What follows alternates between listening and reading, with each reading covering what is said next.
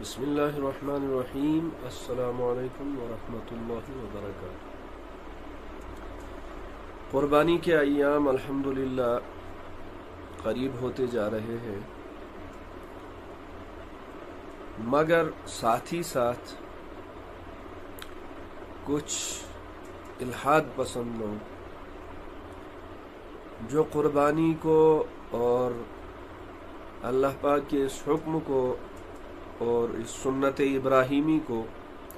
اپنا ذہنی رنگ دینا چاہتے ہیں، اور اپنا جو ہے جو لوگ وہ چاہتے ہیں اس اعتبار سے اس قربانی کے نظریے کو پیش کرنا چاہتے ہیں۔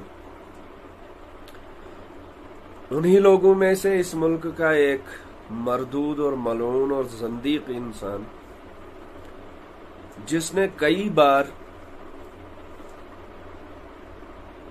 مذہب اسلام کے آئین کے خلاف، قرآن مبارک کے خلاف، اہل اسلام کی جو مقدس متبرک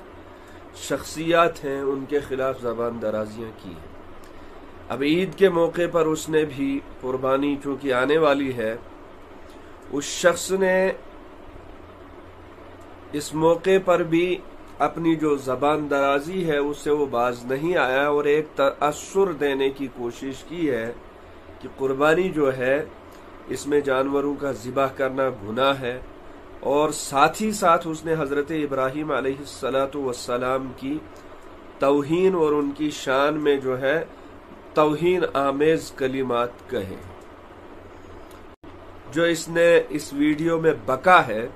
وہ آپ خود سماعت فرمائیں۔ کے نام پر ایک ساتھ پوری دنیا میں کروڑوں جانوروں کو ایک وقت میں کاٹ دینا گناہ ہے۔ اللہ کی راہ میں حضرت ابراہیم حضرت اسماعیل کی قربانی دینے میں ہچکچائے تھے،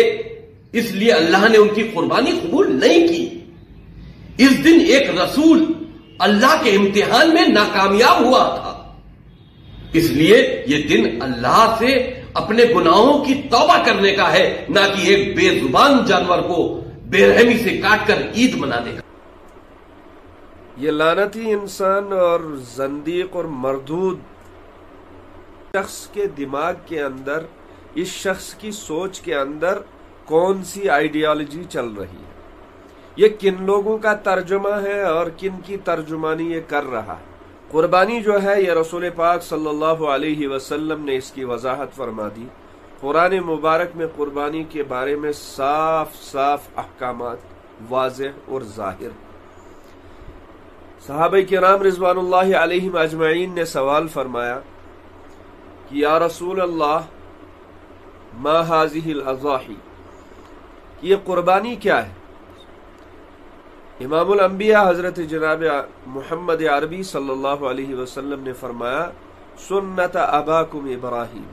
یہ تمہارے باپ، تمہارے جد حضرت ابراہیم علیہ السلام کی سنت ہے۔ صحابہ کرام رضوان اللہ علیہم اجمعین نے سوال فرمایا اس میں ہمارے لیے کیا ہے؟ ما لنا فیہا یا رسول اللہ، اس میں ہمارے لیے کیا ہے؟ رسول پاک صلی اللہ علیہ وسلم نے فرمایا بِكُلِّ شَعْرَةٍ حَسَنَةٍ، کہ ہر بال کے بدلے میں ایک نیکی۔ اس لیے قربانی جو ہے عقلاً اگر یہ کسی کے ذہن میں نہ آئے کہ باپ کا بیٹے کو ذبح کرنا، اس تصور کو دے کر لوگوں کو ڈرانے کی، لوگوں کو دھمکانے کی اور اسلام کو بدنام کرنے کی کوششیں کی جا رہی، لیکن یہی ہے اصل فلسفہ اللہ کے حکم کی تعمیل کی، کہ وہ حکم جو عقل میں نہ آئے اور بلا چون و چرا اس حکم کو اس لحاظ سے تسلیم کرنا کہ یہ تو میرے پروردگار کا حکم ہے، یہ تو میرے نبی کی سنت ہے، یہ تو میرے نبی صلی اللہ علیہ وسلم کا طریقہ ہے اور آئین ہے، اس میں کوشش کی، اس میں زیادہ گہرائی پڑھنے کی ضرورت نہیں ہے، اور وہی شخص کامیاب ہے جو اللہ پاک کے احکامات کو یہ سمجھ کر کہ یہ میرے مولا کا حکم ہے، بلا چون و چرا اس کو تسلیم کر لے، دل سے تسلیم کر لے، عظمت کے ساتھ تسلیم کر لے۔ اس لیے امت مسلمہ سے گزارش ہے کہ قربانی کے اس مقدس عمل کو عظمت کے ساتھ، احتیاط کے ساتھ اور اخلاص کے ساتھ ادا کرنے کی کوششیں کریں، اور جن پر لازم ہے وہ تو ہرگز قربانی کو نہ چھوڑیں بلکہ قربانی کو کریں۔ یہ اللہ پاک کا حکم ہے، اور رسول پاک صلی اللہ علیہ وسلم نے جو اس میں ترجیحات فرمائی ہیں، اور رسول پاک صلی اللہ علیہ وسلم کی جو تعلیمات قربانی کے بارے میں ہیں،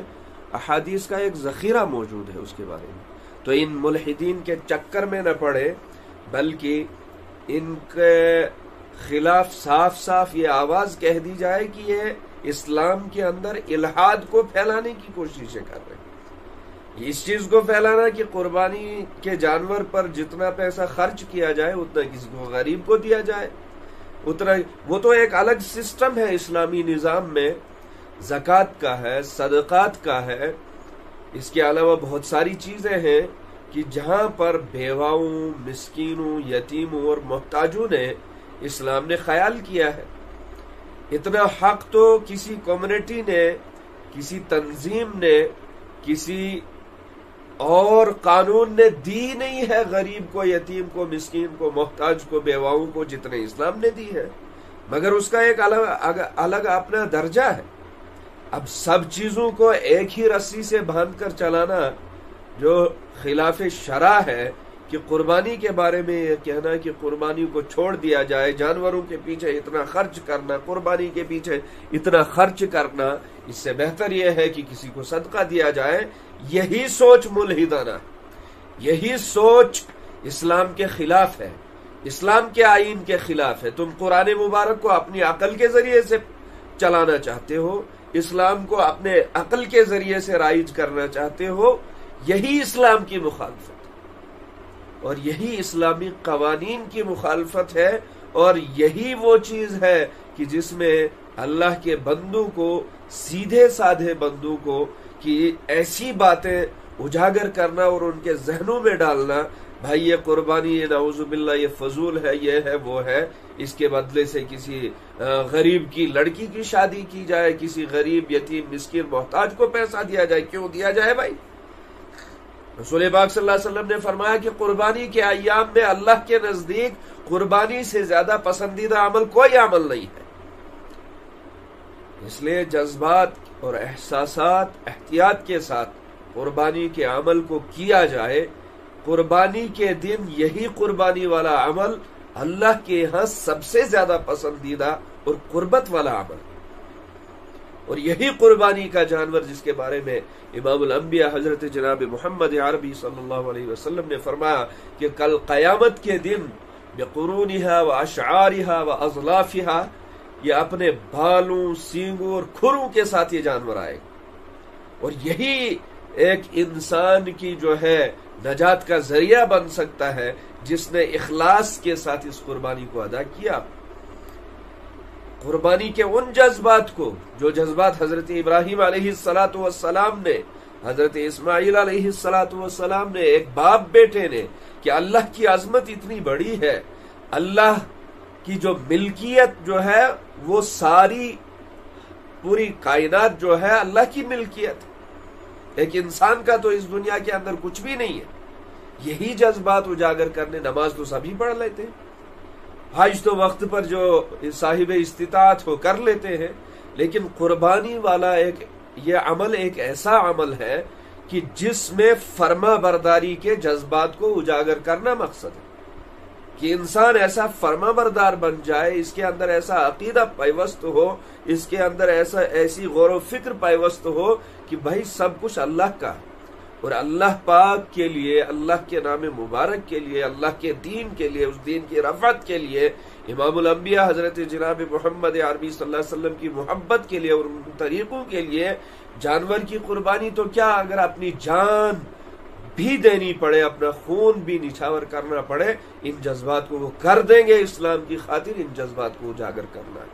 اس لیے ان ملحدین کی باتوں میں جو سیدھی سادھی عوام کو یہ گمراہ کرنے کی کوشش کر رہے ہیں، اور اس جیسے ملعون اور مردود